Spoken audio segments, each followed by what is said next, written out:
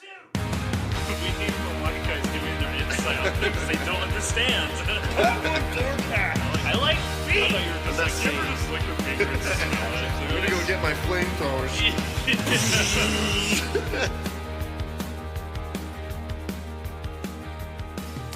Well, Oh, God. all right. Okay, so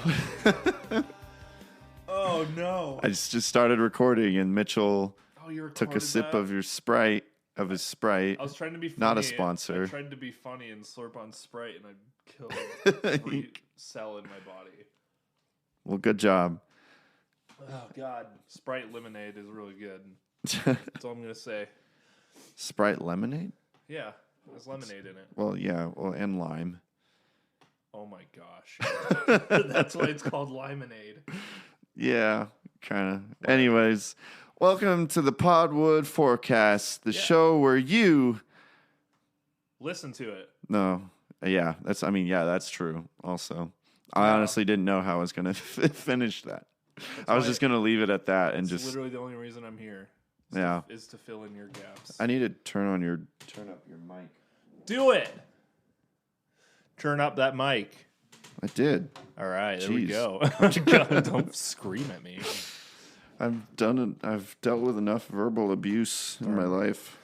All right, so we First of all, we're covering every form of entertainment. We've done movies. We've done game. Wait, no. We've done movies. We've done music. And now we're doing games. We're going to do games. But first of all, I just wanted to thank people for listening to this podcast. We've gained quite a bit of following, sort of. I'm surprised we got any kind of feedback on things we posted. Yeah. Legit, two people that have no bearing on the internet, aside from a few thousand streams on Spotify, on our music, not the podcast. Right, yeah. But yeah, I don't know. It was kind of cool, like posting our podcast in some communities here. And yeah, there, so shout out feedback. Shout out to my pals in the Agora Mumford and Sons Facebook group. That's the official Mumford and Sons Facebook group. I had posted our Mumford and Sons episode there before, and it did pretty well. People really liked it. And then it got posted there again by like an unrelated someone person. who didn't see my post. I'm sorry, I've forgotten your name. But she, you know what? I'll just share her. I'll find this. Find her name, her address, her phone number. As if I know all of that. Yeah. Where's the text that I sent you? We talk a lot, so it's going to be a ways up probably. Ashley.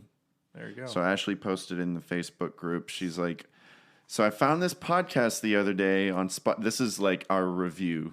Yeah. The other day on Spotify and absolutely loved it. I figured I'd share this find with all my fellow lads. Heart emoji. I learned so much. I believe this is what made me go look up the pre-album version of Forever, which for me is the best version of that song. I agree. I'm glad we're spreading the good news. Yes. It's a long listen, but they go through, she misspell here, but through every M&S album, including the EPs and collabs. And people were like, yeah, we know. But they were like, I know what I'll be listening to. One of the guys is in this group. I've spoken to him. What? Yeah. That was just kind of funny to see. It made me feel cool. Yeah. Like, considering that she, like, just found us randomly not on Facebook, but on Spotify, that's good that, like, people are finding this podcast by chance. Yeah. And not just by, referral. So definitely. That makes me feel good and hope. So, but we're sorry we're not going to be really talking about Mumford and Sons anymore. Yeah. Even though our Me Without You podcast It's gotten more listens lately, and it Really? might be from like new listeners, but I haven't looked around on any groups to see if it got shared, but I'm glad that one's getting some attention. yeah. So our first episode with Midsummer and movie. Okay, this is the episode where I like share all of our stats. Oh, sick, man. Midsummer and movie going etiquette has 21 plays, and I'm not counting YouTube views. Yeah. Quentin Tarantino and Blade Runner has 12 plays. Mumford & Sons, 92 plays. Let's get it up to 100, baby. Jeez. And then Me Without You has 28 plays. And you want to know how much money we got right now from AdSense? 2 cents. No, $1.34. Why is that so much better than our music? That feels like a lot more money we've made, like in terms of how many plays we've gotten from I don't know, this. because Spotify sucks. I don't know. It's like a half a cent for every stream or something. Yeah. But Anchor has been treating us well. Cool. We got a whole dollar and mean- 34 cents. I mean, for like less than 200 streams, that's $1 is like not bad. Yeah, not bad. Like legit. I say whenever we reach $10, we're gonna make a whole like ceremony out of it on an episode, and I'll cash it out, and I'll present $5 to each of us. So stupid. It's gonna happen. I mean, sure. Are we agreed? Sure, why not? Okay, cool. I like money. I'll take $5. I don't care. So help us out with that. Share around, just like Ashley, share around our podcast to people that you think would like it. Also, I want to repeat, if you go on iTunes or Apple Podcasts or whatever, leave a review. We will give you a shout out on the podcast. And maybe some of you have already left reviews. I think what iTunes does is that they don't show it until it gets like a certain amount of It's something reviews. weird like that? I think it's like Yeah. 5 reviews minimum or okay. something. I'm not sure, but let's get some reviews on it. It really helps us out. 5 stars. Yeah. Sorry, I'm kind of sick today. Well, we do. Someone already gave us 5 stars, but Sick. we don't. I don't see any reviews. So, but yeah, help us out. Thank you for watching, for listening, for watching your phone as you listen to the podcast. I feel like a lot of people kind of weirdly do that though. Like sometimes if I listen to a pod, I would just like It's like their to eyes. look at. It's a screen. That's Yeah. how they control us. The screens, man, are taking us over. But I say that like it's crazy. I appreciate people listening to us, but the thing is that we have. This is like the poorest premise for a podcast ever. Yeah. Because people always say with like podcasts or like YouTube channels, like be as niche as possible, and then you'll get a following from that. Us, we just talk about everything. It's like, I don't know. I feel like having to gain an audience is like, I mean, we don't really, I mean, yeah, sure, it'd be nice, but we're not like trying to. Yeah, we're Make not careers out trying. of That's the thing. We just do it because it's fun and like silly and goofy, and we're not taking it that seriously. Yeah. But if we wanted to be super serious, we could stick to one topic and not talk about things we actually wanted to talk about. That's true. and make it We're less not fun for serious us. at all. Yeah. Maybe Except for the fact that this is fun and we like doing this. it's the equivalent of people who complain about like variety streamers on Twitch who don't stream just one kind of game. They're like, you're gonna have a mixed audience. It's like, I don't care. I'm doing what I want to do, and it's fun. Like, Is that really a thing? People complain that Yeah. like streamers try different video games. Yeah, well- God forbid. like people who will be like, I'm going to play a platformer. Oh, now I'm going to play a first-person shooter. Oh, now I'm going to play a strategy game. It's like, oh, you're playing too many different kinds of games, and your audience is going to fluctuate and stuff. And people like will complain. And I mean, I can kind of understand to some point with like say, what if like I guess it depends on like what game it is. Yeah. Like if Game Grumps on YouTube, if they like did a Call of Duty playthrough, yeah, that would probably be a little weird and off brand somehow, even Yeah. though they cover a wide range of video games. Mm-hmm. But I don't know. It's weird. I think if you're a video game streamer, you should be allowed to like play yeah. a And video people like game. that, it's more so about like just the personality rather than the game they're playing. So I guess so. it's weird. Streaming is a weird business. I guess there that I are would video not games enjoy. that I like wouldn't be into, and so if someone that I follow was playing it, Yeah. but I guess it's also for me with like playthrough YouTubers or whatever. It's all about the person, like the Yeah. whoever, like the YouTuber. It's like if I want to just see the game, I'll look something up without commentary. Yeah, you can play know? the worst game ever, and if you're a good commentator or have a good personality, I'll still watch it. Exactly.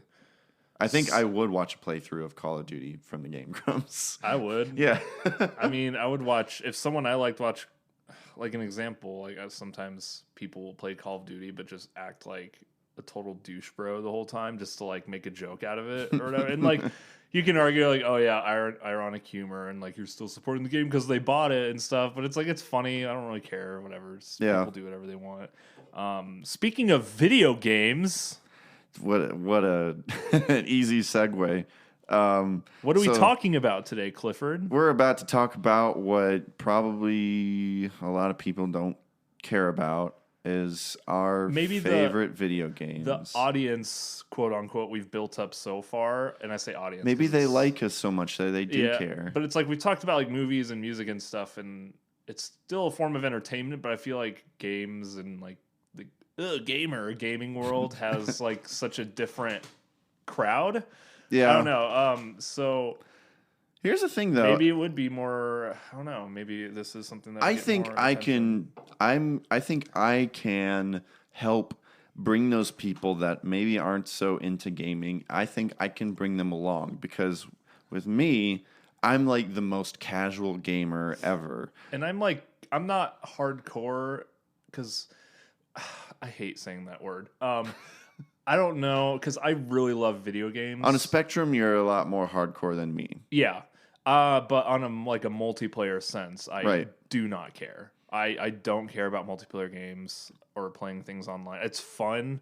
Like Smash Bros. Like is fun online, but like I'm talking about stuff like Elite Gaming, like Overwatch and MLG and and League of Legends, stuff like that. Like I don't care about, which a lot of people attach the gamer Esports. stigma to that. I hate that I'm using the word gamer so much right now, but I don't know what else Well, to it's use. because it's such a meme right now. Yeah, too. like I don't know Like, how what's else up, to, gamers? Yeah, like what other word do I use and not sound like an idiot? Video talking game about it? players. Sure, yeah, consumers of media. But that's so broad, though. But for me, I love single player games. I'm obsessed with Nintendo.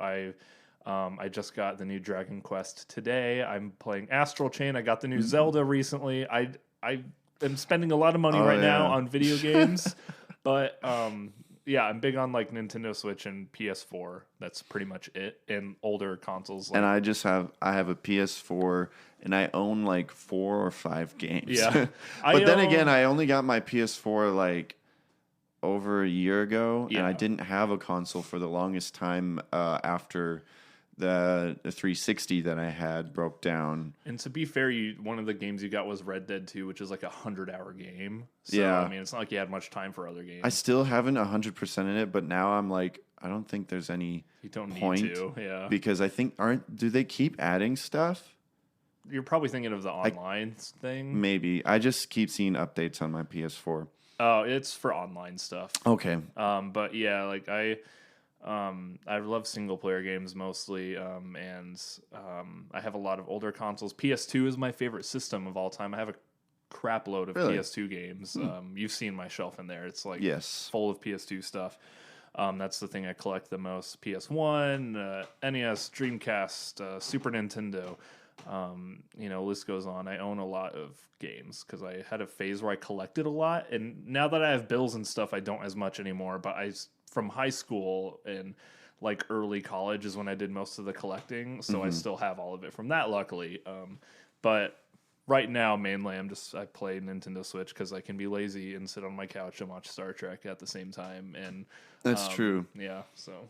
Yeah, I'm pretty glad great. that Switch is kind of bringing back the whole like portable gaming thing. Yeah, which Nintendo already always kind of kept that alive in a way, but I feel like Switch is like making it even more prevalent than it was because it's just a home console that's portable. It's not like Yeah.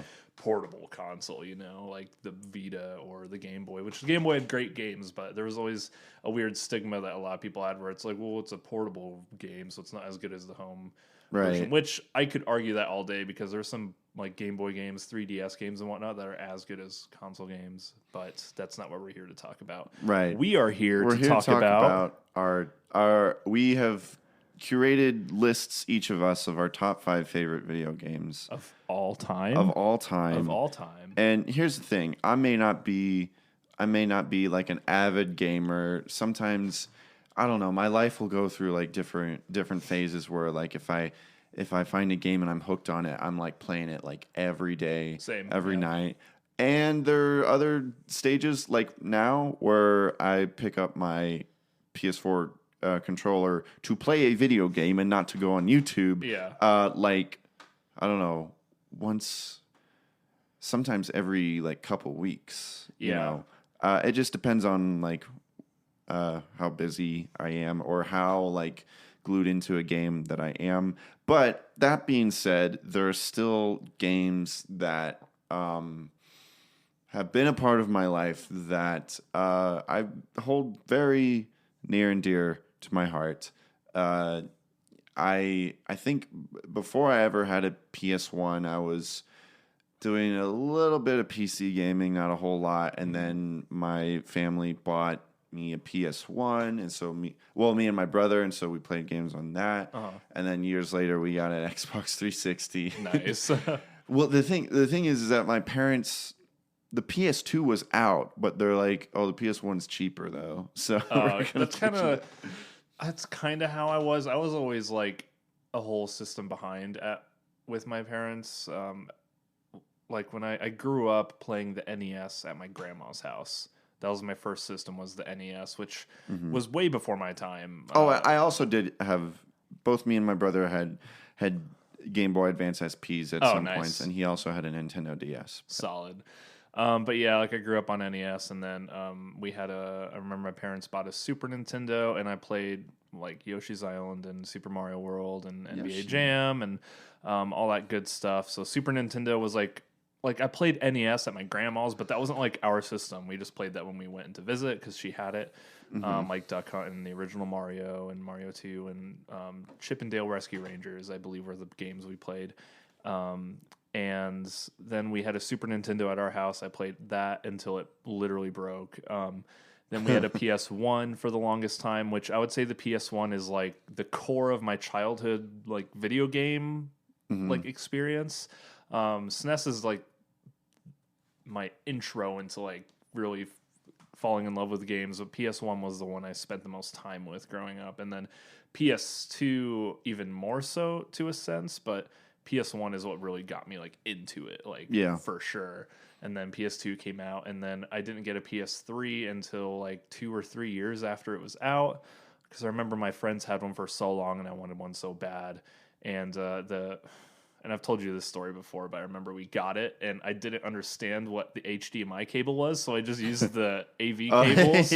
And so for like a year, I used a PS3 with the component cables instead of the HDMI. And my friend was like, "What are you doing?" And I was like, "What? This is what HDMI looks like?" I was like, I didn't know there was glittery sparkles on the home screen. Like, it blew my mind that HDMI was like that good looking. That's like when I first put on glasses. Yeah. It like literally felt like that. And now it's like, oh, I complain if there's a little, pixelation in a video game now. It's like I'm so spoiled now. Just but throw it out. yeah, my frame rate's dropped by 4. Crap game. But yeah, no. So I got into that, and then PS4 or whatever goes on from there. But so I've been playing games a lot. I mainly grew up on Nintendo and Sony, and all my friends had like the systems I didn't have. So like one of my friends had the GameCube, another one of my friends had the Xbox, and then my dad got us a Wii, and then we got a PS3 and all that stuff. So I kind of like got a chance to be involved in everything that was out at the time. And I also had a Game Boy Advanced, and a Game Boy Color growing up as well. And I skipped the DS. I never got a DS. Did you have an SP? I do have an SP. Okay. And then I got a 3DS pretty late into its life cycle to try that out. And did you have a Game Boy Micro? I don't. That's legitimately the only model of Game Boy I don't own. Really? I own the original Game Boy. Well, it was the dumbest. It's kind of cool. It didn't sell well, but it's kind of cool actually. Really? I kind of want one. It's backlit, which I like. I think it was just poor timing. Oh, Like, people totally. were Yeah, like, it was super what the unnecessary. heck?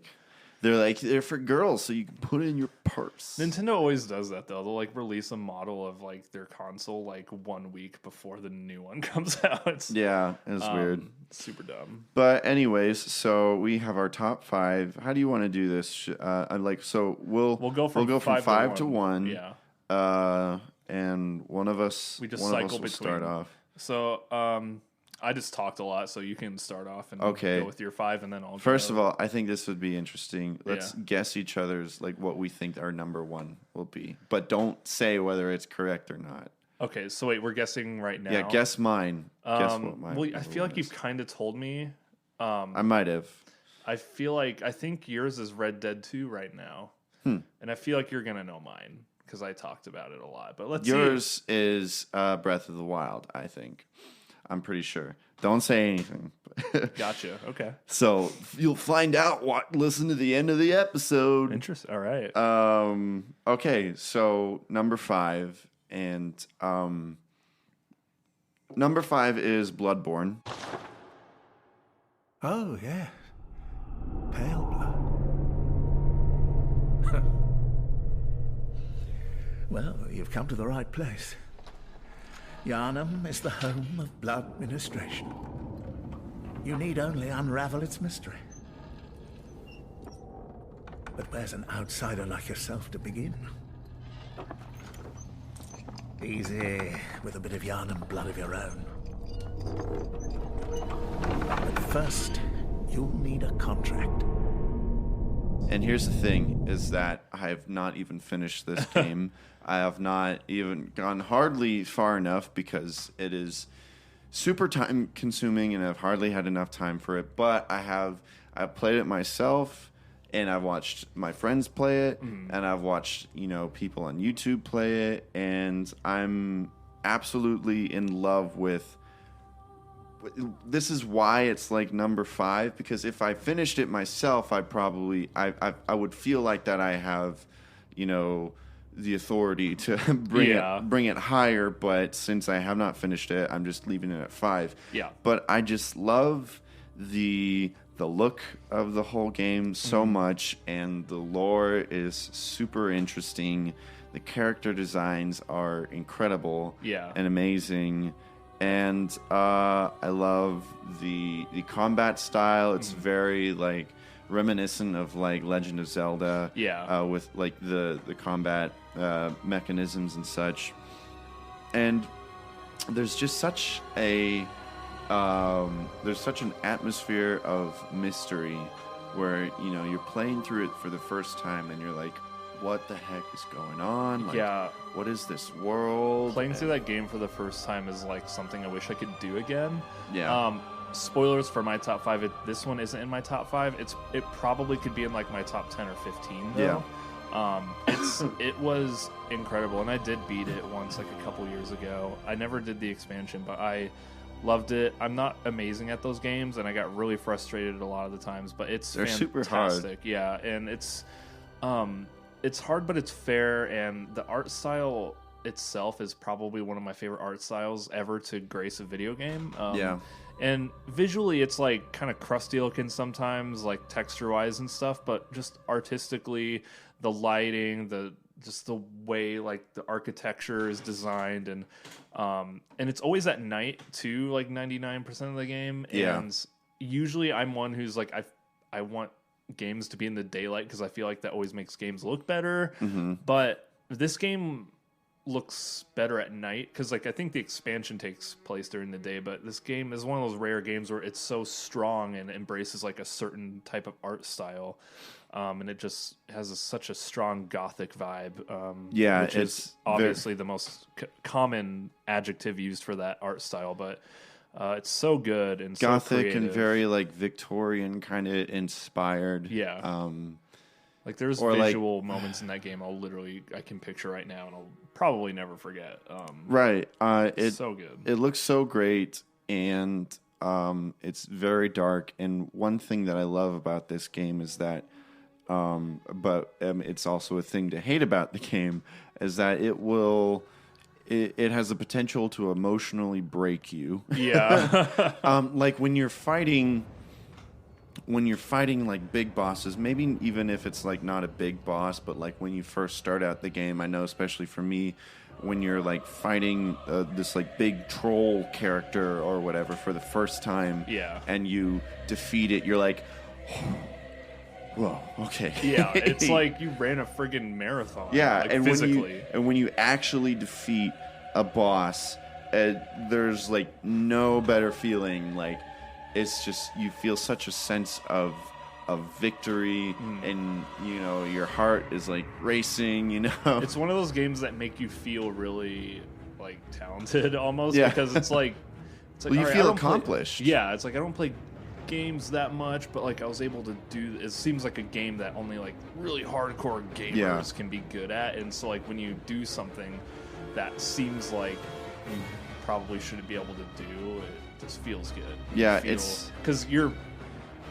This is what those games, the whole Dark Souls series, especially Bloodborne, which I think Bloodborne is the best in like the Soul series. But the thing that those games do so well is how they're able to make you become better at the game without really telling you how to become better. You just become better naturally. There's no like It's trial guide and or error anything. for sure, but yeah. it's definitely just how absorbed you get and how you unintentionally observe like how enemies behave and stuff, and you adapt naturally. I sound super geeky right now, but it's just how it feels. Like you don't feel like you're being told how to become better. You just become better, and you're like, I feel really good right now. Yeah, there was like when I Satisfying. first got it, I was getting a lot of advice from like different people, like you Yeah. or other friends, like what I should do or what I need to do, and that kind of eventually kind of like hindered me from like playing it too much, because I was Yeah. like, well, I don't know like what I'm supposed to do now. I'm gonna wait until I hear back from so and so. Yeah. But I've just decided, you know, just go for it and just experience it for yourself and learn from the dumb mistakes that you make. And it's definitely a game that it's not the kind of game that rewards you in the sense where it's like, here's this thing. Yeah. It's more like it rewards you by like letting you live, Yeah. I guess. But that's still a great feeling in a sense. Yeah, There's- your reward is more game, because it's like you're in one spot of the game for so often, and it's like you tried to fight this boss 12 times, you finally beat it, and you finally get to go to this new zone that you don't know anything about. Right. So like your reward is like more game. Yeah. if that makes sense. Yay, a It's new like, place. which seems obvious, but like for games like this, it's like you spend so much time in like one spot of the game that going somewhere new is like crazy. Yeah. Yeah. It's not like any other game where it's like, of course, progressing is a normal part of the game, but this one, it's like you have to earn that progression. Yeah. And It's it's a lot of definitely hard work. It's definitely a game that has pushed me beyond my comfort zone in terms of gaming, because the way that I am with gaming is that I prefer games where I don't like leveling up. Yeah. It's just Yeah. not my thing. I'm more old school, where I'm like, I start the game with like all the things that I really need and just, breeze through it with Yeah. skill. But Managing menus is a pain sometimes. yeah, it's not my thing.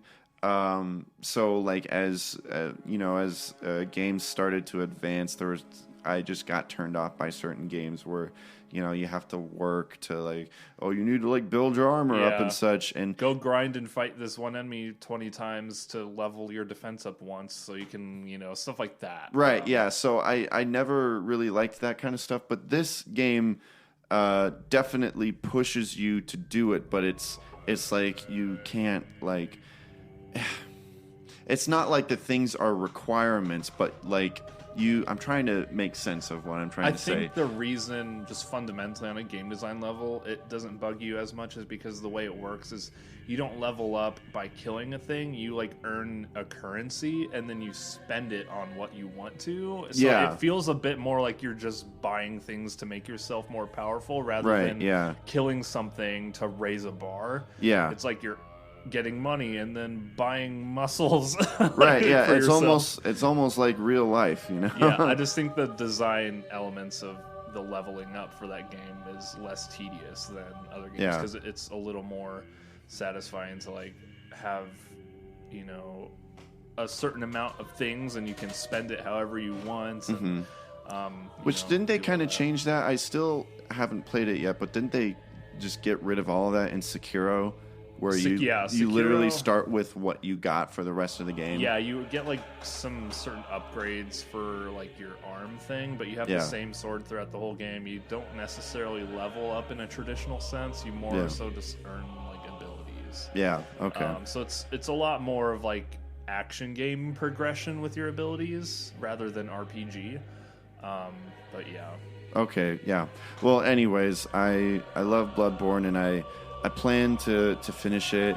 It's just that it can be so stressful. Sometimes there was a time where I was like, I'm so stressed out right now. I don't want to play this. I need a break, you know. And even me, I was kind of the same way. I was probably halfway through the game when I decided it was one of my favorite games. As a reminder, not one of my top 5, but I really hold it in high regard as like a masterpiece. And it was like halfway through, I would just tell people it was one of my favorite games, even though I haven't beat it. It's one of those, it's like you play so much of it, it's like you know what you're in for, you know what the rest of the game is going to be like. So I feel like it's justified if you haven't beat it, if you feel like it's one of your favorite games, that seems valid. Right. Because you're technically doing the same thing throughout the whole game. It's just different areas and enemies. So yeah, and I've seen a lot of different parts of the game already. Yeah. I also appreciate like all the other games like Dark Souls and such, but Bloodborne personally has like my favorite like look and like feel for the game. It's a lot more fast paced and less like defensive and holding a shield up all the time like Dark Souls.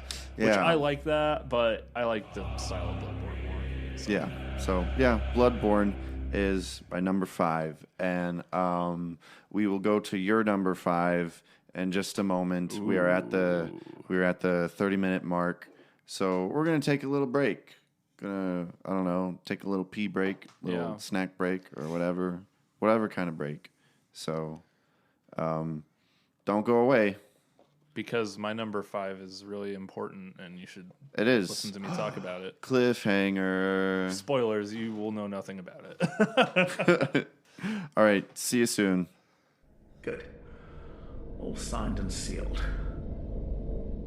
Now, let's begin the transfusion. Oh, don't you worry. Whatever happens, you may think it all a mere bad dream.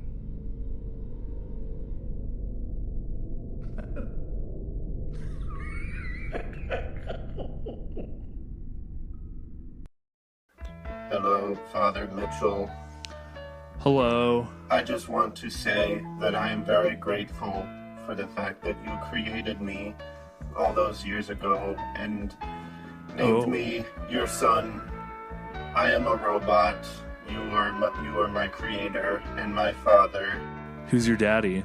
You are. That's right. But I also want to open up and say that sometimes I feel very alone and feel like that there may be others out there who feel the same.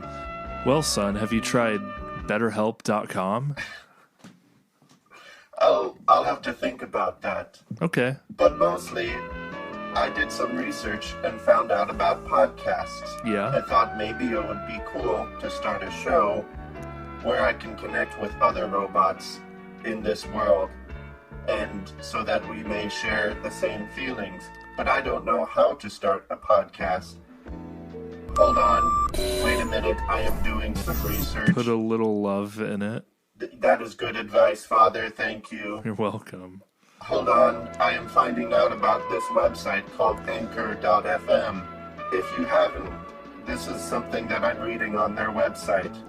If you haven't heard about Anchor by Spotify, it's the easiest way to make a podcast, with everything you need all in one place.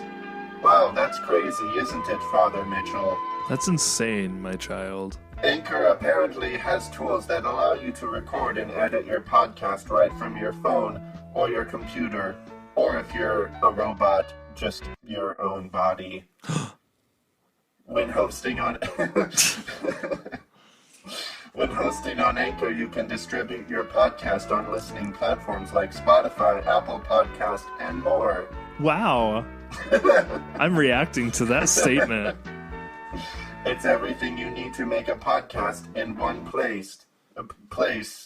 I'm still learning English, Father. I'm sorry. It's okay. And best of all, Anchor is totally free.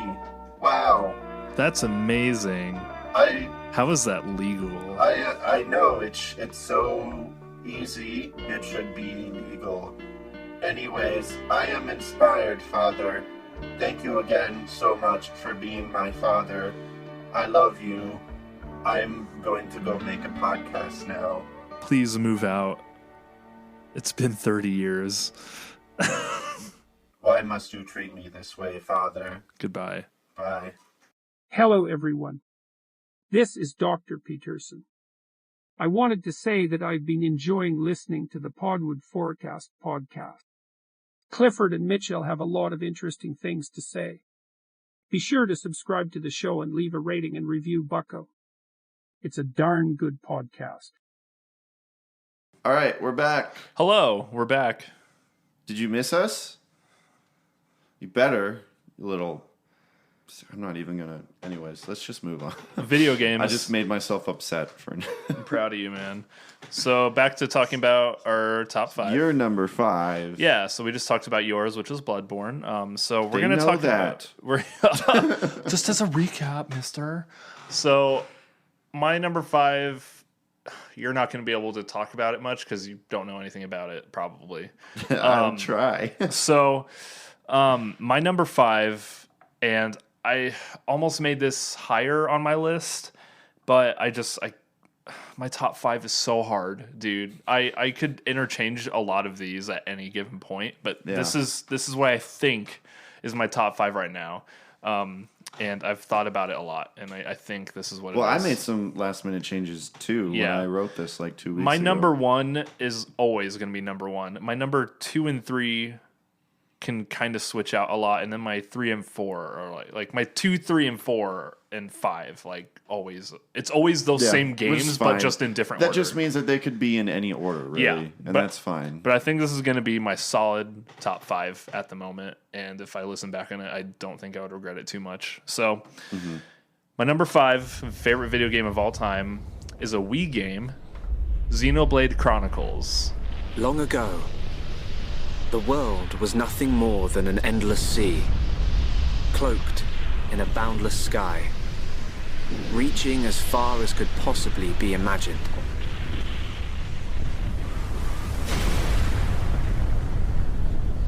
Then 2 great titans came into existence, the Bionis and the Mechonis.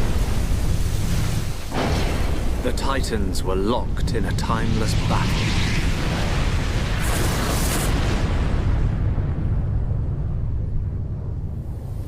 Until at last, only their lifeless corpses remained. Okay. Which I have probably mentioned to you like once. You must love it a lot. So let me tell you how much I wanted to play this game, and let me give you context about this game being in America.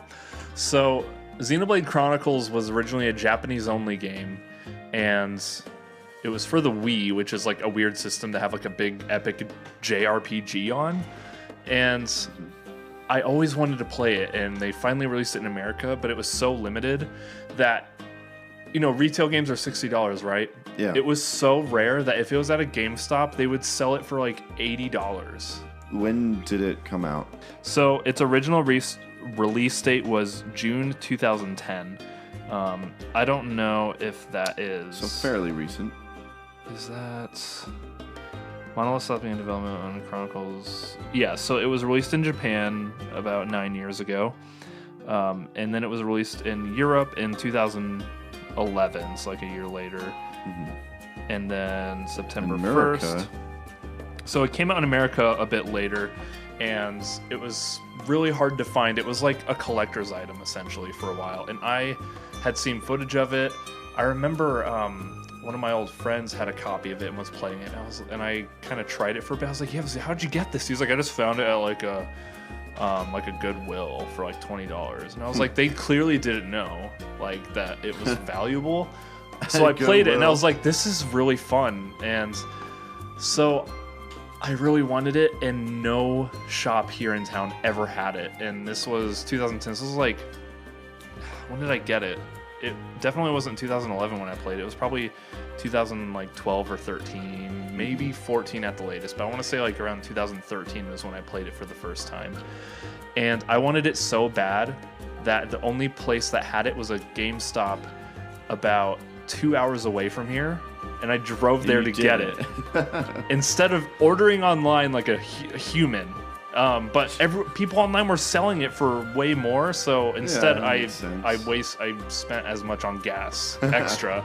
My logic was bad, but I wanted it, and I didn't want to wait for shipping, so I just drove. Maybe it wasn't 2 hours. It was probably like an hour. Okay. But it felt like 2 hours because I was so excited to get home. So I went there and got it. I spent $75 to get it, which is overpriced, like for a game, but it was rare. Stores knew that they could get away with it. They knew people would buy it. And I went there and got it, and I still have it to this day, obviously. It's like one of my prized things. I don't know if it's as valuable anymore on the Wii, but because I know they're remaking it for the Switch, actually. Okay. Like with updated visuals, which almost made me cry when I saw that announcement, because really, they put it on the Wii. It was impossible to get for a lot of people. And then they put it on the 3DS, but they only put it on, like, new 3DS, which, like, no one had, which was a more powerful one. And it was exclusive for that. But it wouldn't work on a normal 3DS. Yeah. And so, like, no one ever got to play this game. But I got the Wii copy, and it blew me away. This game was probably one of the best stories I've ever experienced in a game or like movie or anything. Like, it was genuinely one of the most enthralling like narratives I've experienced. The characters and me, you know me, I'm not like a big anime RPG like Japanese connoisseur. You're the biggest weeaboo that I know. Like, I'm not huge like into that, you know, but and this game is very like JRPG and, you know, cutesy, corny, you know, stuff, anime type stuff like that. But the game itself is just so good. It made me cry a couple times easily. The breeze feels so good. Yeah, I'd forgotten what it feels like. I never thought it could be so quiet here. You're spending too much time with Ryan. You're getting used to all the noise he makes. Yeah, maybe.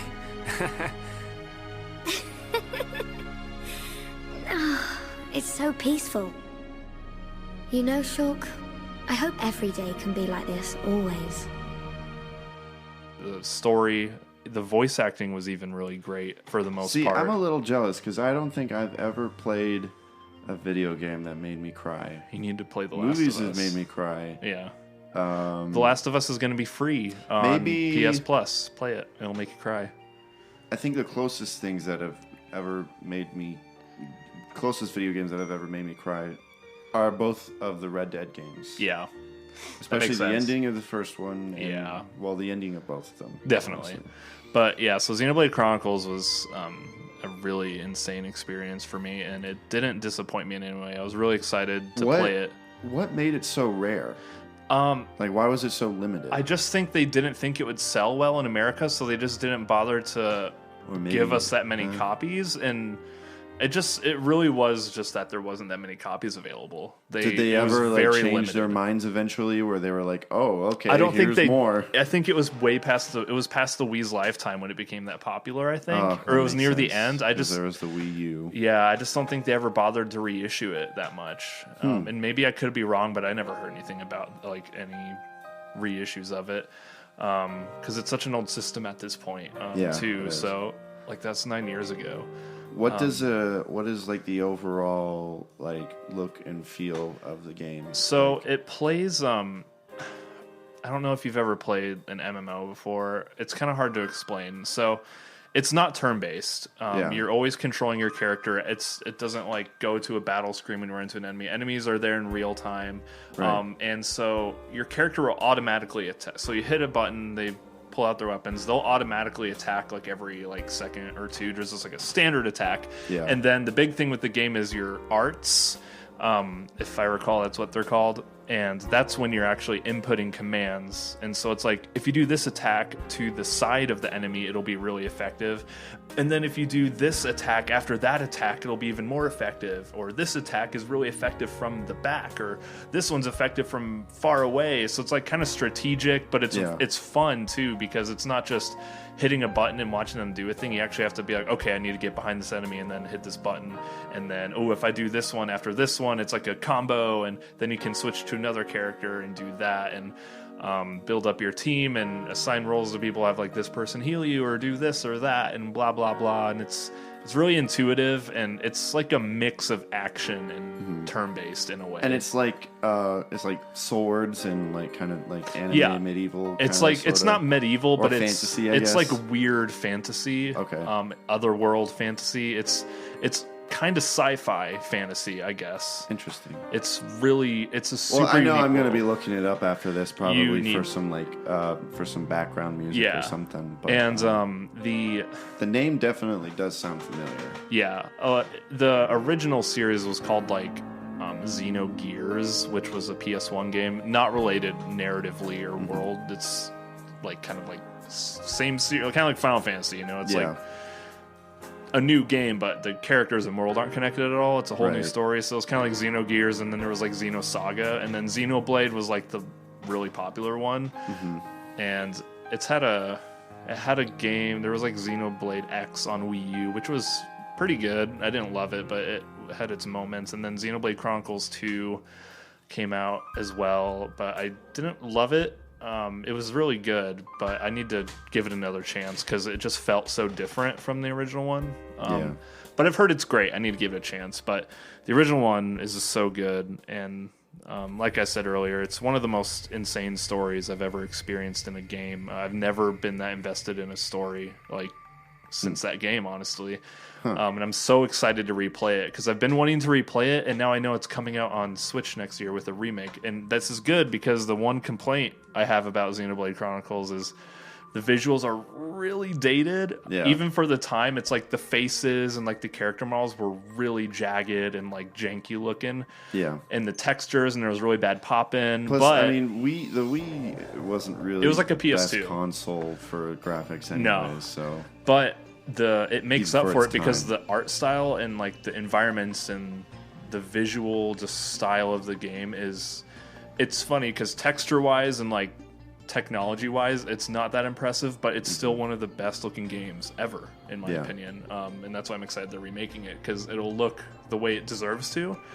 But it's so good. And the cool thing about the world of this game is that the world, you're actually on a giant creature the whole game. The world is like a giant creature. And that's what's like, and so you'll be in one zone and you look up and you see like a hand, or you'll see like an arm like holding a sword. It's like so cool. That's like pictures that like old Chinese pictures that I've seen where like the world is like on the back of a turtle. It's like kind of like that sort of. It's super cool and unique. And it's like about these like two giant things that got in a battle and then they like got frozen, and so it's like just these beings like grew and started living on them after a while. It's fascinating. Like there's like a potential like Horton Hears a Who type situation. I mean, kind of. You could almost like use that comparison. That's I've never heard anyone make that comparison, but it makes sense. But it's so cool, and it has one of the best game soundtracks of all time too, in my opinion. Okay. I've probably played some around you and you didn't realize it, but it's one of those rare instances where it's like I'll just listen to that sound. I don't like to just sit around and listen to video game music, but that's one of the games where I'll do that sometimes. If there are those gems, that you Yeah. just want to listen to it, and it makes total sense. But I'm fanboying really hard, and this is only number 5, but it's such a good game. I'm not huge into RPGs. Sometimes one comes along that I love, though. I wouldn't say I'm like a JRPG enthusiast, but I love a lot of the Final Fantasy games. I'm playing Dragon Quest XI right now, which I adore so far, and that's just turn-based too. It's like pretty classic, but I'm into it for whatever reason. And then Xenoblade Chronicles, it's so good. The combat is one of the best combat systems in a game. One of the best stories, visuals, characters, voice acting. It's honestly perfect in every way. Even the narrative never flubs or disappoints at any point. It doesn't feel like it drags. And yeah, I could go on about it all day because it's such a long, dense game, and it was a Wii game that was barely available anywhere. You just called the game dense? Compact. Okay. Wait, is dense the right word? it's I know that dense is used as an insult to people. Oh, well, not you're dense, but it's dense it's so thick. person. Let me use thick. It's so thick with content. Thick can be used as an insult to people. Yeah. But I know what you're. I know Yeah, what you're yeah, saying. totally. Man, you're just so thick. Yeah, but it's Thick-headed, it's so good, and I love everything about it. And I'm really Well, good. really glad it's coming out on Switch because people are gonna finally be able to play this game. Hopefully Hopefully it's just better visuals and they don't try to change anything and ruin it. I think it's just visuals though, But which it is is good. basically going to be like a remastered version of the It's literally original? called Xenoblade Chronicles Definitive Edition. Okay. So I think they're just redoing the visuals and not anything cool. else, which would be the smart move. And they're including some cut content, which is cool. But I'm really excited because I feel like so many people would have this game as their favorite game of all time if they were able to play it, but they're just not able to. Yeah. And Switch being the most popular console right now, having that is going to be awesome. So I'm really, really happy. It holds a really special place in my heart, and it's one of the most memorable experiences I've had with a game in my life. So Well, it sounds like it's my favorite game of all time, and that was number 5. Yeah. I won't be that intense with the rest because Yeah. a lot of the other games on my list are kind of simple in comparison, but that one just has a lot to talk about. Tell me your decision for the future of this world. I won't decide. The future should be decided by each and every person in the world. And so, what we wish for is a world with no gods.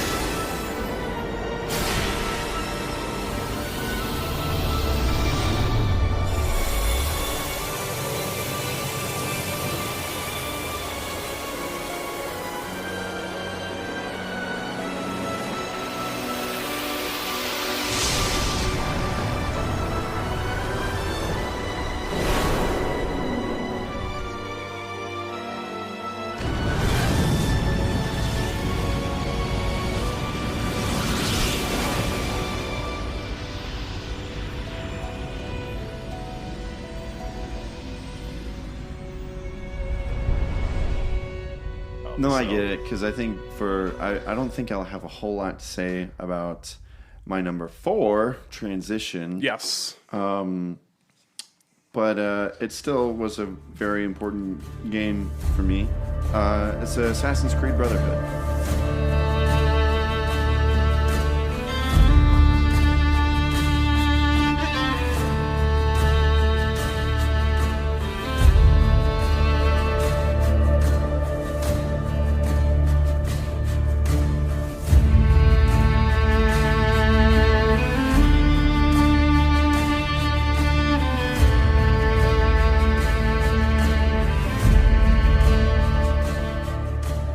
Oh yeah.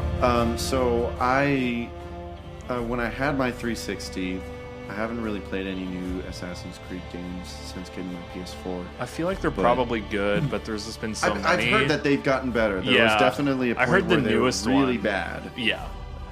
Like everything, like almost everything after Black Flag was like terrible. Black Flag even was a little weird, but I actually really like Black Flag. I liked it, but there were things that I didn't like. It's a bad Assassin's Creed game, but it's a good pirate game. Yeah. But anyways, Assassin's Creed Brotherhood, even though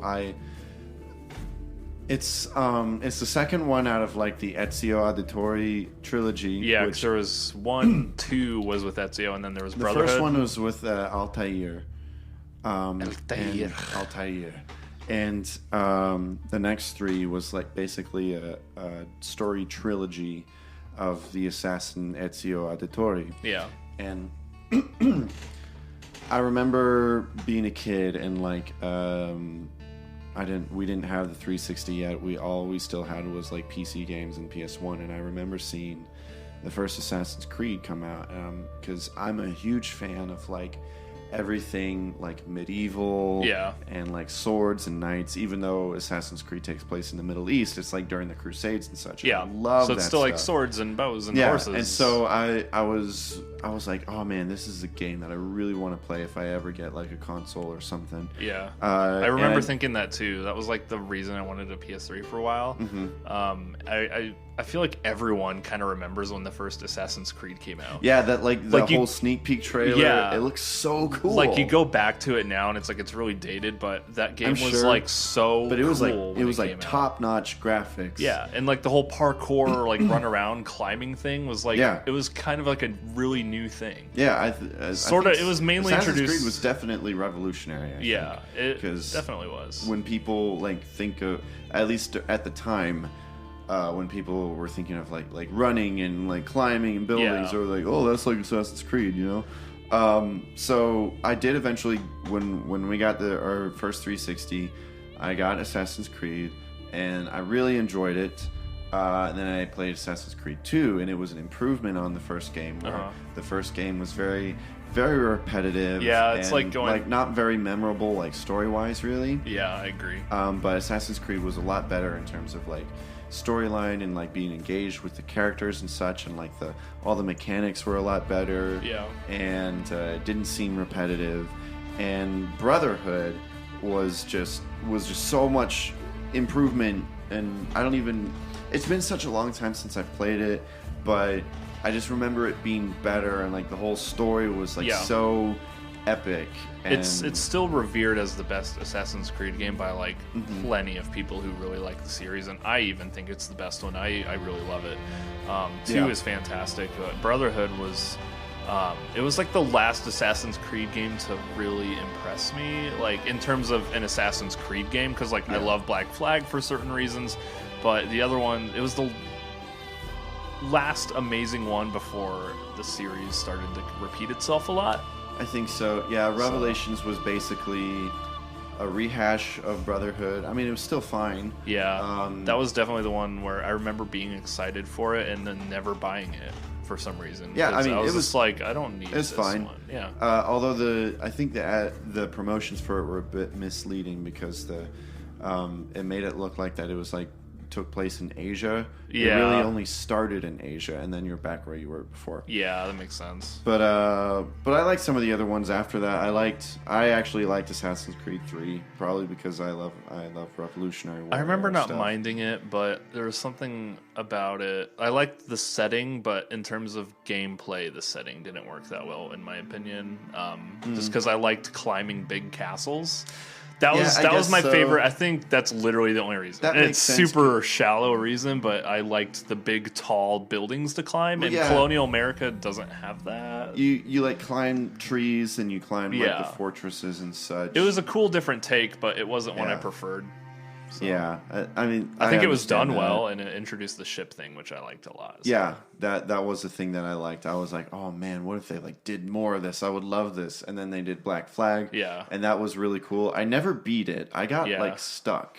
Yeah, and I never beat it. And then my 360 blew out. I also didn't like because for those of you who don't know, Assassin's Creed has like two storylines going on usually. Yeah. Where which it started out really interesting, but after a while I just didn't care. It got a little three weird. is one of the worst. Well, because that's like where it ends with Desmond. It's one of the worst video game endings. It turns out that ever everything is aliens. It's just aliens. It was so bad. Yeah, I hated it. But I always thought that kind of stuff was interesting, and Black Flag was just like, because you play as this guy Desmond who's like getting in this animus, and they're like using his DNA to like, he was playing as his ancestors, to like play as his ancestors who are in the Assassin's Guild or whatever it's called. A couple of weeks ago, the Templars found me. They took me prisoner, strapped me into a machine they built, and put me to work. It's called an animus, and it's where I spent most of my time. Exploring the memories of my ancestors, discovering entire lives locked deep inside my DNA. First, I revisited the life of Altair ibn La'ahad, an assassin from the Crusades. The Templars wanted the location of something known as a Piece of Eden, an ancient artifact capable of bending people to their will. Once the Templars had what they were looking for, they decided my usefulness had come to an end. But Lucy saved me. Lucy. When things were at their worst, she revealed herself to be an assassin and helped me escape. And they kind of like got rid of that completely.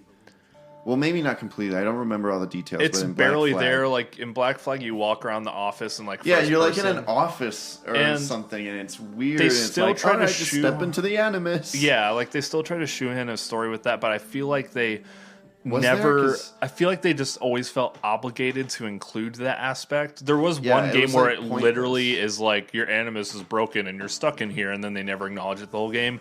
Like they never. I was like, just ignore the animus thing and just make Assassin's Creed. Yeah, because that's like all anyone really cares about. I mean, I think the first few games that part was interesting. Yeah, it started out interesting, but then they ruined it, and like no one cared anymore. So, but anyways, Assassin's Creed Brotherhood was really cool, and I think sometimes it gets a bad rap these days, but I still really appreciate that game, and same. It was just fun. That's all I gotta say about it, really. I mean, it's pretty simple, but I mean, it was a solid. The whole like brotherhood aspect of like having all your companions and stuff was super cool. It just had the best of worlds too. I really like that with all the different characters that like really that help you along. Yeah.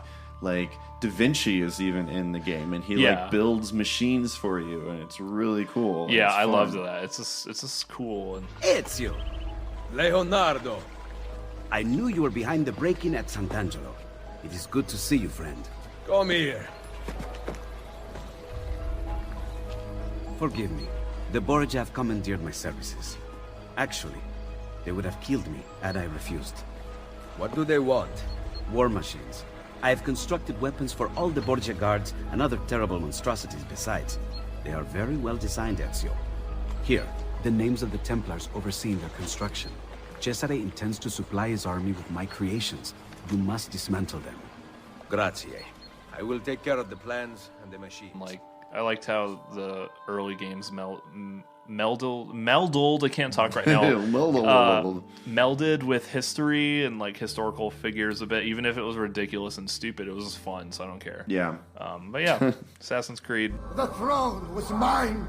Wanting something does not make it your right. What do you know? That a true leader empowers the people he rules. I will lead mankind into a new world. Che nessuno ricordi il tuo nome. Requiescat in pace. You cannot kill me. No man can murder me. Then I leave you in the hands of fate. Yeah, so that's my number 4. What's your number 4? So my number 4. So this is probably going to already defeat the prediction at the beginning of the episode. Oh, okay. So number 4 for me is actually The Legend of Zelda: Majora's Mask. Oh, okay. No, it doesn't, because I said Breath of the Wild. But the reason I'm gonna sort of spoil it is because my top 5, I'm not allowing myself to do more than one game from the same series. Okay. So from my number 4 slot, I had to choose between Breath of the Wild or Majora's Mask. Really? Because I didn't want to have like 2 Zeldas in my top 5, which I don't know if I would anyway. I probably could, honestly. Why choose that one? So I never played it, but I've watched. So I love Breath of the Wild. I think I've put way more time into Breath of the Wild, and I probably technically, as a video game, had a little more fun with Breath of the Wild. As a video game yourself? Yeah. Sorry, the way you said that was funny. Yeah, I was like, what? I was trying to play along. But Majora's Mask, to me, has, even though I think it's aged really well, especially as an N64 game. The remake on 3DS was fine, but it kind of changed some gameplay stuff I didn't like.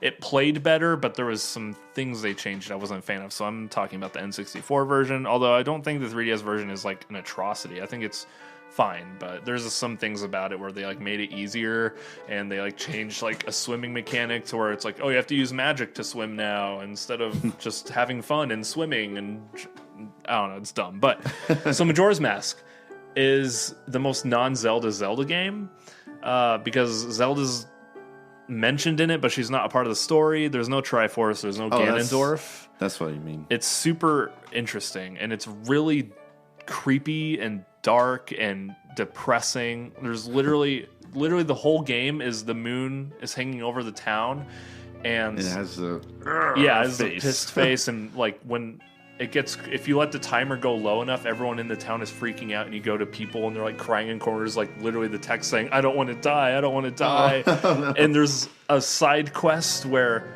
spoilers for Majora's Mask, it's like 100 years old. Yeah. Okay, so there's a side quest where you help, and I'm telling this story because this is part of the reason why this is my favorite Zelda game, and one of my favorite games of all time, is because there's so many moments like this, like narratively and gameplay wise, and just experiencing things that's like so memorable.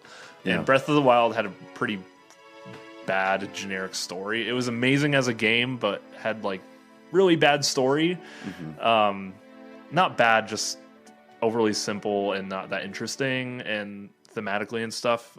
But as a game, it's better. It's kind of confusing to explain. And the dungeons weren't as good. They were okay. Whatever. I'm not going to go on a rant about it. I love Breath of the Wild. It's a 10 out of 10 for me. So, anyways, back to Majora's Mask. Problems, yeah, it's weird. I have problems with it, but I still think it's like a perfect game. It's hypocritical, but I don't care. So Majora's Mask. So there's a side quest where you spend like all 3 days like trying to help this man who got like turned into a child from like a curse or something. I'm not remembering it well, but it's something like that. I haven't played it in like a year, I'm sorry. But he has a girlfriend, but she's older, obviously, but he got turned into like this child, and he's like, I can't go back, I'm, whatever. And it's kind of about, I'm pretty sure that's what it is. So you're basically trying to get them back together, essentially. And you're following them around, and it's like this, it's really convoluted and like kind of hard to figure out, but it's really cool when you do.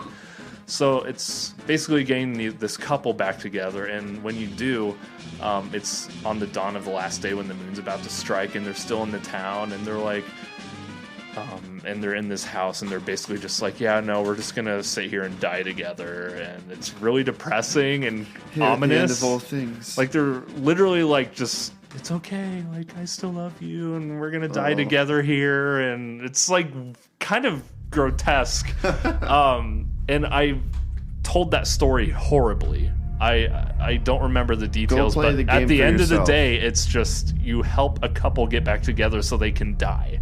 That's what it is, and that's what this game is like. Is makes me really want to play it. A lot of depressing things, and that's what's cool about it. Is visually, it's really colorful and wacky and funny and silly, but it has so many twisted undertones to it, and it's just fascinating to me. And they've never really made a Zelda game like that since. But apparently, the second Breath of the Wild, they're saying they're trying to go back to that vibe, which is awesome. I'm super excited for that. And Twilight Princess was dark too, but it was like in your face dark, which I liked, but Majora's Mask is like subtly really depressing because you look at it and it's like, this is a fun game, but then you do missions and it's like, oh god, no it's not. But I really love the time travel aspect of the game too. People who don't like this game, it's totally valid. I can see why the time travel mechanic would be annoying, because basically the game is always on a timer. You have 3 days. If you reach the end of the first day, if you let the timer run out, the moon kills everyone, you start over. Or you have to use your ocarina to travel back in time to the first day. But it's like Back to the Future, where it's like, okay, you go and get this item here on the second day, and then you time travel, and then you have that item. So then on the first day, you can go and do this thing. Kiss. Yeah, it's time travel convolution. There's only 4 dungeons, but because you're doing so much throughout the game and so many side quests and stuff, it's as long as like any other Zelda game. Yeah. And the transformation of wearing masks to turn into other things is super cool. I think it has some of the best dungeon design in the whole series. The final dungeon in the game is my favorite dungeon in any Zelda game ever. Good dungeon. The Stone Tower Temple, I believe it's called, and has really good music and themes. And I just find it really, really fun, but also really narratively intriguing. And no other Zelda game has really hit that note for me since. And as a game, it's really similar to Ocarina of Time, because it uses the same engine. And stuff. That's what I heard, is that it was they made it a year after it. Yeah, and they just used all the same. They used the engine, they reused models and stuff, but they repurposed into a whole new game, which I think is what they're doing with Breath of the Wild too. I don't know what they're going to call it, but they're just using the Breath of the Wild engine, and I'm like, this is literally what they did with Majora's Mask, so I'm like really excited, because I'm like, I feel like we're gonna get a Majora's Mask like 2 in a way, like spiritually successor to it, even though it's in the same series. But so the reason it's my favorite Zelda game is, like I said, I like the themes. I think the design of just Majora's Mask itself is just something that really sticks in my mind. And it's very bizarre. Even I, who don't even really play those games, you can just picture. Spoiler alert: there aren't going to be any Zelda games in my list because you've never really played any. Right? I never really owned any big Nintendo consoles, and I never had one on Game Boy or anything. But even I know what the Majora's Mask looks like. It's so iconic. Yeah, it's super interesting. It has very fascinating level design that really, really makes you think, but not in a way to where the first Zelda on NES made you think, to where you just have to burn 1,000 bushes until you find a secret door. Like, there's logic to it. It's not impossible to find your way through the game without a guide. It's hard, but it's super fun, and it's just genius the way they were able to craft that game in a year with resources that they already had and make it feel so different from the game before it. And I just think it's just really special, and I just love everything about it. It's weird because Nintendo, you usually think of like child-friendly, happy games, and it's a rated E game still. But Breath of the Wild was rated E too, and still had some like dark moments. But it's cool because it's able to pull those emotions out of me and be really dark and depressing without like losing its friendliness. It's weird. That's the best way I can describe the game. Is that it's just weird. That was back in the day where like people weren't afraid of, like death and children's content. Well, they weren't afraid of stuff. showing those things to children. Because they weren't afraid of like protecting them. Yeah, true. And look how we all ended up today. Awful. Yeah. So Zelda Majora's Mask, my favorite Zelda game just by a little bit, and it's really special to me. I love it. So I didn't play it that much as a kid either. I played Ocarina of Time as a kid. I played Majora's Mask a little bit at my cousin's house when I was young, but I never got to play that much because I didn't own an N64. And I didn't play Majora's Mask until probably like I was probably like 16 when I played it for the first time, which was a way long time after the N64. I think I got it on the Virtual Console on Wii, and that's how I played it for the first time. But yeah, that's not a bad age to still enjoy an older game. Yeah, and I think that says a lot about it too, because it's an N64. A lot of N64 games are kind of hard to play nowadays because they don't control that well. But the Zelda Ocarina of Time, I still think aged gracefully. I don't really care what many people say, but Majora's Mask especially, I think, is fantastic. And even though fundamentally, just as a video game, I think Breath of the Wild is better, I still have a soft spot for core Zelda mechanics, like the traditional style dungeons and overworlds and progression and stuff. But they're the same series, but they're so different. It's like hard to choose. So, but traditional Zelda just plucks a string that not much else can. So good. Anyways, I'm done fanboying about that one too. Cool. So.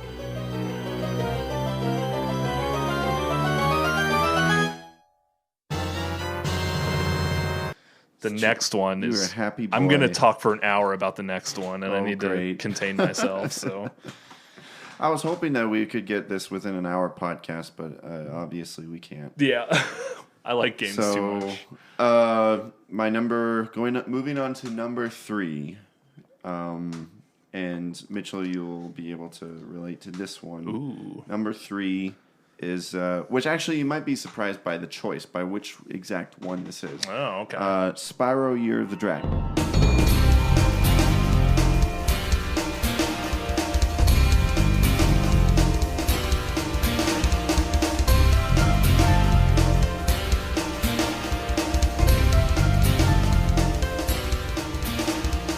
Oh, nice. That's 3, right? Yeah. Yes. So I should know that. It's like one of my favorite series ever. So, growing up, Spyro was like... Spyro the Dragon was like one of the first games I ever played.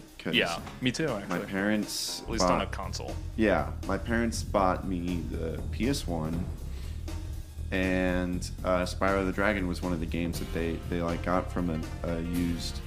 it was either a GameStop or Game Crazy when that was a thing. I don't know if you ever had a Game Crazy around here, but no, never heard of it. So I played that, and I Spyro the Dragon, and I loved it, and I went to go get what I thought was the sequel to Spyro the Dragon. Turns out it wasn't. It was the third one. Oh yeah, Spyro Year of the Dragon. Am I mistaken, or did you only like within the past year discover that? No, not the past year, not that soon. Okay. I discovered Ripto's Rage maybe 5-6 years ago. Okay, yeah, I remember. Maybe it was recently that you had told me. Like, I remember you mentioning how you didn't know there was a second one for a long time. I don't know how because I did go a long time without knowing that there was an in between. Mm-hmm.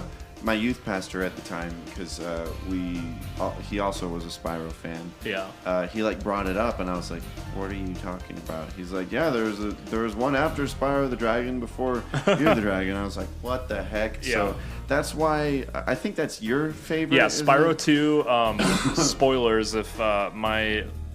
It's not on your list, though. It's not on my list, but if we did a top 10, it would be like number 6. Okay. Spyro 2 is easily in my top 10. See, it's not so for me, since it like I didn't grow up with it really, and it's not as special. It actually is hard for me to choose between Spyro the Dragon and Spyro Year of the Dragon. Yeah. But I think while Spyro the Dragon it was a fun game and has so much like great heart to it and a great soundtrack. Yeah. I mean, the Spyro soundtrack is like one of my favorites. Shout out to Stuart Copeland.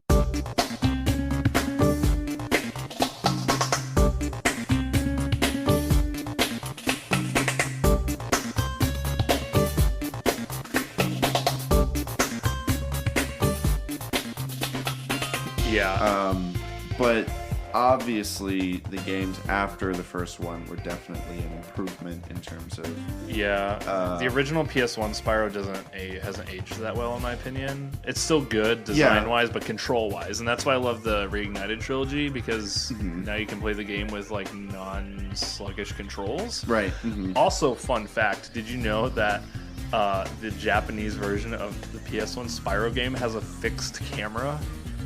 like the Resident Evil games. So oh, seriously? Because Japan was so used to fixed cameras that they were worried that where it's like a camera like high above everything, and you just move. It's like at an up around. angle. Yeah, it's super weird. Oh, wow. You have to look up footage of it. I didn't know this until like a week ago because of some YouTube video, but they were worried Japanese audiences wouldn't like free camera, so they made Spyro 1 have a fixed camera for the Japanese version, and apparently everyone hated it. So that's so sad, because they were so into like RPGs and Silent Hills and stuff like that with fixed cameras. Like they didn't play platformers really, so it was a super Western thing. So they were like, let's just give it a fixed camera for them, and it looks awful. I'm sure it does. I don't even like a platformer with a fixed camera. All those other games don't even age well. Yeah, I don't think.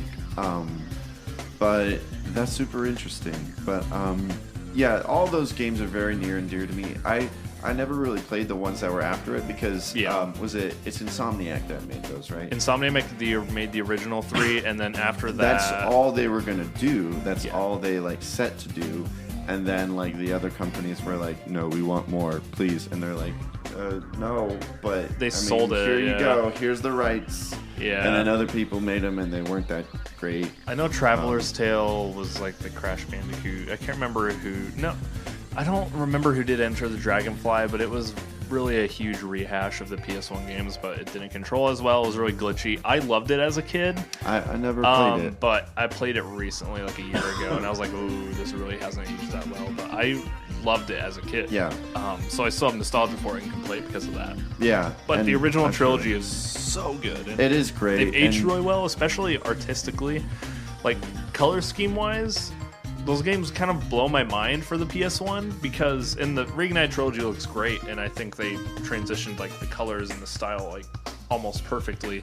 It really was revolutionary for the PlayStation. But the PS1 games are a little more pastel than the new versions, and I almost prefer it just for nostalgia's sake. But the Reignite trilogy is gorgeous; I adore it. But yeah, it's great. But color scheme wise, I was like, it was rare for games back then to have such attention to color. Yeah. I was like, whoever made the color schemes for these levels, like, know art and color schemes. It's so color theory. And happy. And they like know what colors go well together and stuff. Yeah. It was just, there was a lot of detail that you didn't see in other games. That even though like the sort of like the cardboard kind of looking characters, some of them within the original games, hasn't dated which that they well. look more like that because they wanted to put all the polygon work into Spyro, which is why he's so fluid. Spyro looks great. Yeah, even if his face gets like distorted sometimes, but that's the PS1. I love I love the as stretching, far as, like, distorted PS1 graphics textures. go. That was like some of the best that it ever produced,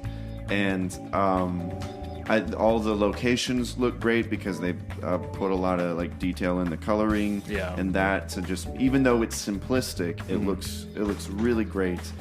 And as a kid, I was a huge fan of dragons, and so I loved that there was a dragon game. And technically, for me, Spyro was like my Mario because that makes since sense. I didn't own any like big Nintendo consoles until like years later we got an N64, but it was already vintage by then. But Spyro was like my Mario and my Sonic growing up, which is why he's like my favorite.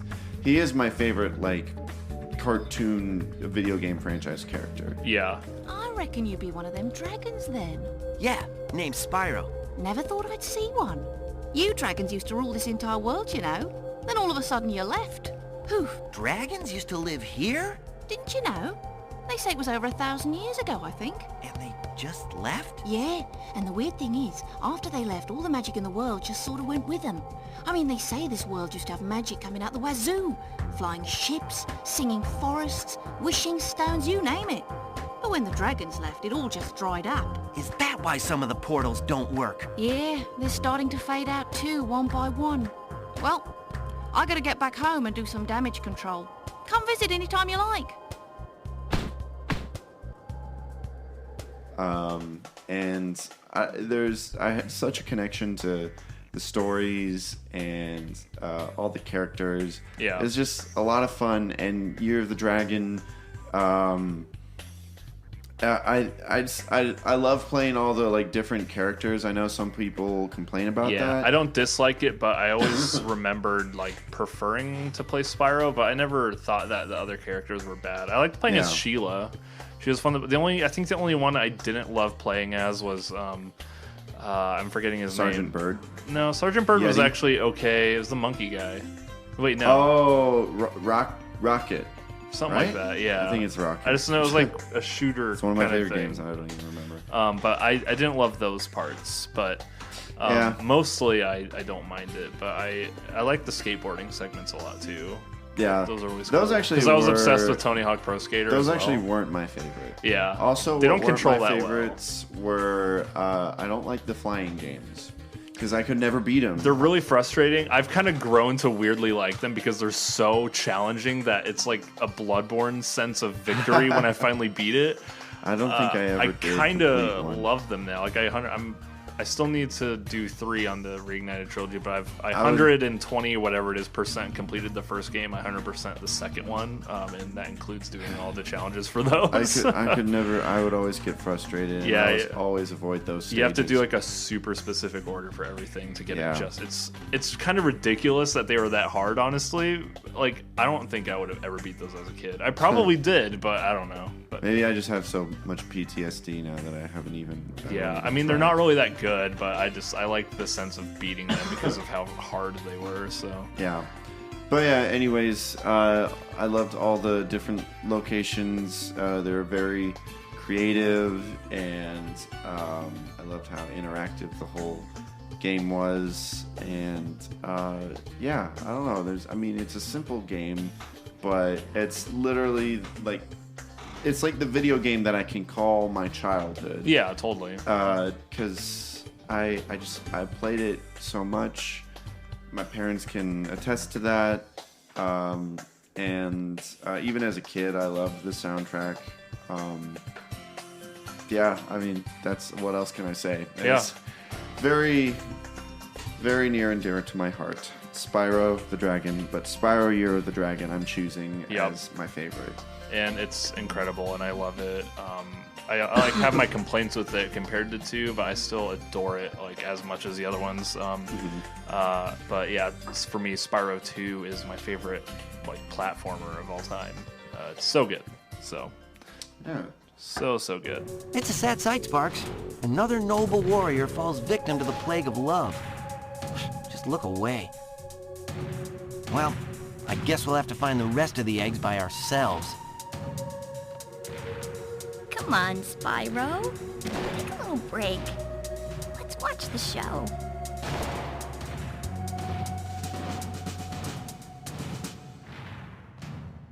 So, all right, on to my 3. So my number 3 is going to be Metal Gear Solid 3 Snake Eater.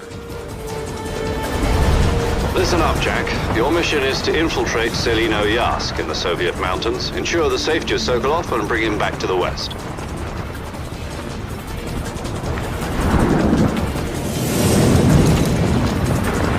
If we don't get Sokolov back before that weapon is complete, we'll be facing a major crisis. The clock is ticking.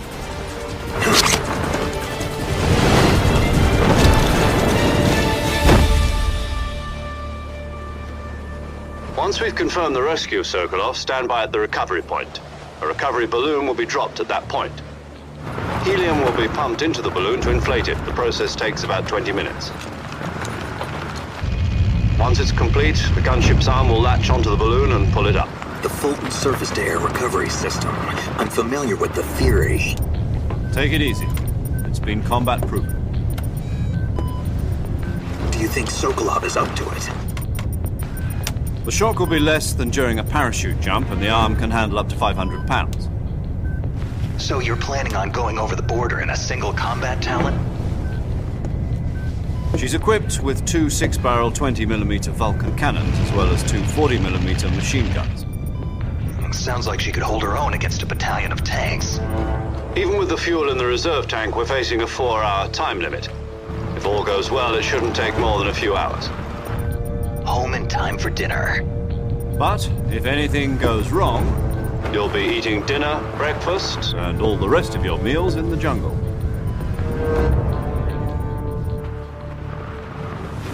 Ooh, so this games that I've always wanted to play, but haven't. They're really hard to get into at first. I will be honest. I'll give some context to my history with Metal Gear Solid. I didn't grow up with Metal Gear Solid at all. I'd never played them growing up.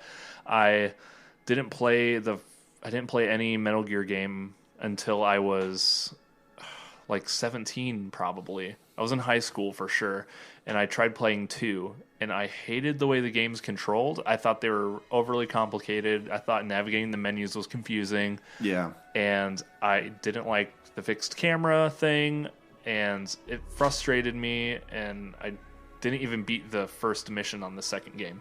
And I was like, I don't get it. And so I didn't play it for a while. And then one day I just went and revisited the games, and I went and played 3 because I heard 3 was like an origin, like the first one in the timeline, and that it was more simple in terms of story and stuff. So I was like, I'll start with 3, and then I played the games in like chronological order of story, which is like that would make it go Metal Gear Solid 3, Metal Gear Solid Peace Walker, and then, which I didn't really love that much, but it's a PSP game, so it's not as good, obviously. A lot of people love it though, like, but you know, just for me, I don't love it as never much. made any good games. But it's important for the story, so I played it, and then it would go Metal Gear Solid 5, and then it would go Metal Gear Solid 1, 2, and 4. So that's like chronological timeline. Simple plot of Metal Gear Solid. Super and like convoluted, insane storyline. But when you get into it, it can make sense. Yeah. But it's so silly, and like you're not really supposed to take a lot of it seriously. It's like this dude controls bees, and he's a boss, and you fight him. Bees. It's like they kind of try to explain it in a really serious way, but that's what's funny to me. It's like it's like some people think it's trying to take itself seriously, but I think by taking that seriously, it becomes goofy, and I think it's intentional, just knowing the way Kojima is. So I love how silly and goofy the games are, while also bees would being be very effective against me because I hate bees. Yeah, exactly. But they're goofy, but they're also really serious and intense at the same time. Bees? Yeah.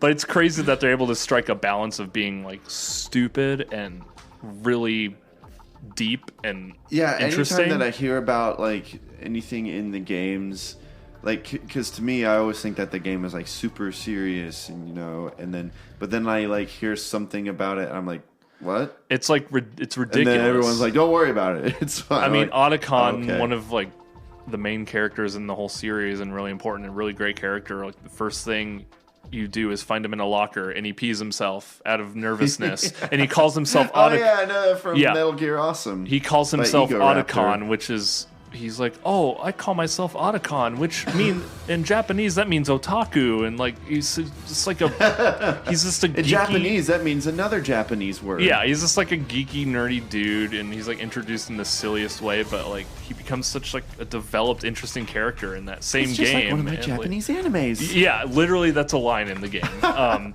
So Metal Gear Solid is probably, in terms of a series of video games with a lot of games, it's tied with Zelda for me. Okay. It's one of my favorite. It's tied for my favorite game series, and I'm counting a series as a games with more than 4. You know, Yeah. so like a trilogy of games I wouldn't count as it technically would be a series, but anyways, I'm not gonna ramble. I don't know what I'm talking about. So Metal Gear Solid 3 was the first one I really got into, and I instantly fell in love with it, even though it didn't control that much differently than 2. I just, for some reason, I played that game and I just got it. I was like, this feels great. And I played the version that doesn't have the fixed camera, Because originally Metal Gear Solid 3 had a fixed camera, but people didn't really like it because it's in like the forest and outside a lot, and it doesn't. The fixed camera works for the earlier games because they're inside and like blocky areas, and it works perfectly. And I'm not a huge fan of fixed cameras, but those games it works. 3 it didn't work, and luckily I got the version where you can switch between it by just hitting a button, and it's like you can go from fixed camera to just free third person camera, and it works great. And Metal Gear Solid 3 has my favorite, and I know I was raving about Xenoblade Chronicles earlier, and that one's a bigger scale of a story for sure, but... You're like changing your list as you go. Yeah, but Metal Gear Solid 3 has my favorite story in any video game ever. Okay. It has like my no matter favorite how characters. convoluted it is. Yeah, but the thing about 3 is... since it's the first one in the timeline, it's a lot more simpler. It's still pretty intense to follow, but I think it could make sense to people who have never played the series. Yeah. If you want to start getting into Metal Gear Solid, I do recommend playing 3 first in a way, because you don't need to know the history. Like even with Metal Gear Solid 1, even playing Metal Gear Solid 1 on PlayStation 1, you kind of need to know what happened in the MS-DOS Metal Gear games, which are like really old. Like those matter in the continuity. That's how intense this story is. Like every freaking game matters. The PSP game is like one of the most pivotal games in the narrative. Like why did they do that? I don't know. But I mean, hey. So yeah, 3 was fantastic. It mixes survival with stealth and action. There's like aspects where, you broke your bone, use this thing to fix yourself, or eat certain food, and it's really cool, really interesting.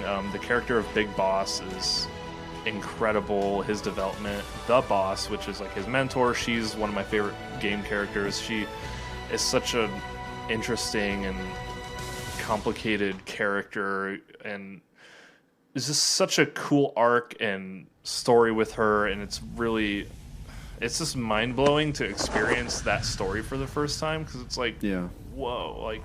Look at this scar. This is proof that I was once a mother. I gave up my body and my child for my country.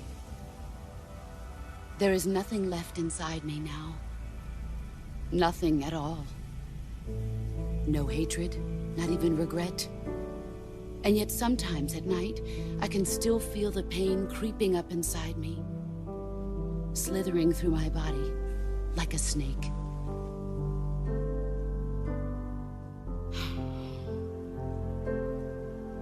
I've never talked this much about myself before. Thanks. Thanks for listening to me.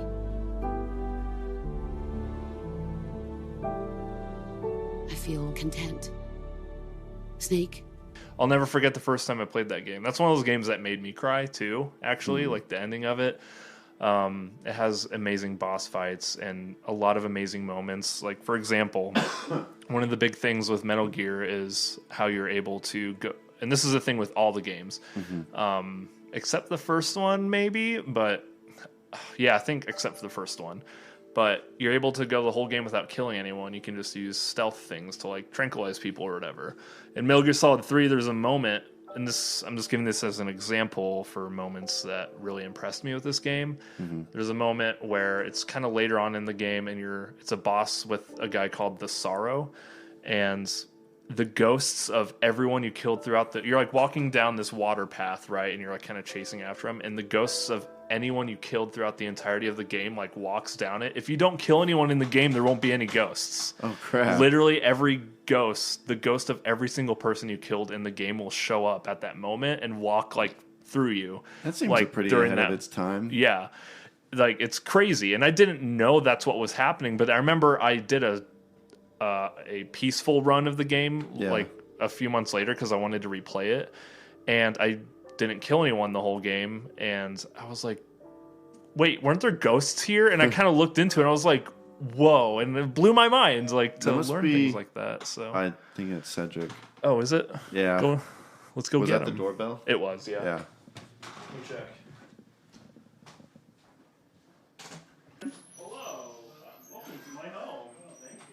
I guess I didn't tell you that he was coming here. No, you did. I did? Yeah. Okay. Well, he said Cedric was in town. I just assumed he was. Okay. Hey, boy. Hey, thanks for tuning in to the Sherwood Forest podcast. That's not what it's called. Forecast Pod. Oh, that's you. Thank you. Thank you. That was our guest. We're talking about video. Flew in from all the way from Philadelphia. Canada. Yeah, just to say that. Hi, everyone. Sorry about the awkward interruption.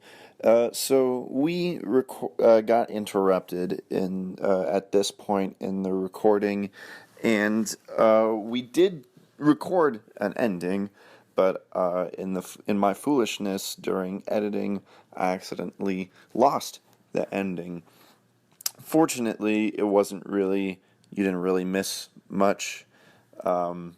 Mitchell pretty much summed up what he was saying, and we decided that the episode was going a bit too long, considering we had like four more games to talk about.